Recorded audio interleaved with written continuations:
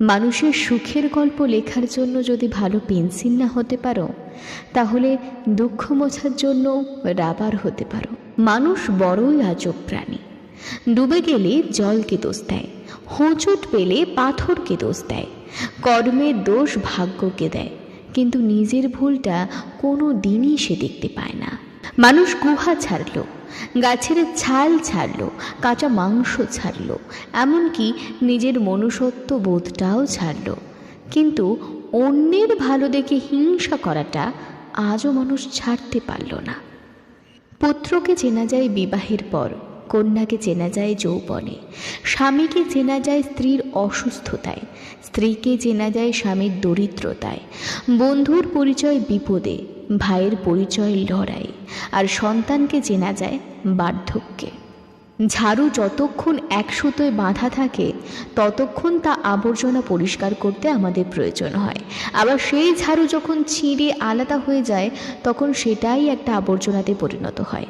তাই সবসময় কোনো ভালো আদর্শের সঙ্গে থাকুন, আলাদা হয়ে আবর্জনায় পরিণত হবেন না। সিংহ দিনে 18 ঘন্টা ঘুমোয়, আর গাধা দিনে 18 ঘন্টা খাটে।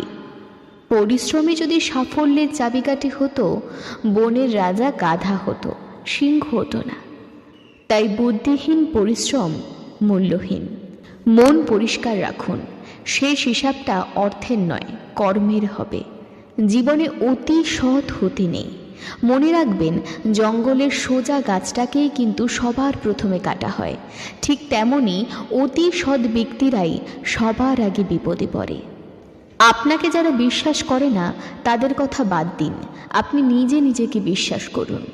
জীবনে কখনোই কারোর উপর খুব বেশি নির্ভরশীল হওয়া ঠিক নয়, কারণ অন্ধকারে নিজের ছায়াও পাশে থাকে না। বুদ্ধিমান মানুষরা কখনোই এই দুটো কাজ করেন না। এক, যারা অহংকারী তাদের সাথে কথা বলে না, যারা তর্ক করে তাদের সাথে মেশে না।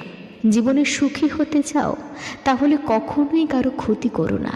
খেয়াল রেখো, তোমার দ্বারা কারো উপকার হোক বা না হোক, কারোর ক্ষতি যেন না হয়।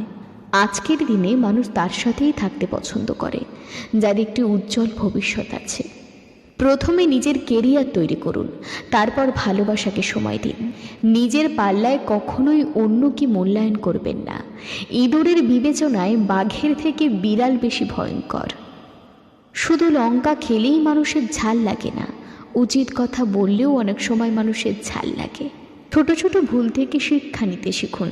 মনে রাখবেন, হোঁচট সবসময় ছোট ছোট পাথরের সাথেই লাগে, পাহাড়ের সাথে নয়। যেদিন মানুষকে তার মা নয়, তার দায়িত্ব তাকে ঘুম থেকে জাগাতে বাধ্য করবে, সেদিন জানবে ওই ব্যক্তি পরিবারের দায়িত্ব নেওয়ার জন্য যোগ্য হয়ে গেছে। কখনো কাউকে কথা বলার জন্য বারবার অনুরোধ করার দরকার নেই, কারণ যার কাছে তোমার সত্যিকারের মূল্য থাকবে সে হাজার ব্যস্ততার মাঝেও তোমাকে সময় দেবে।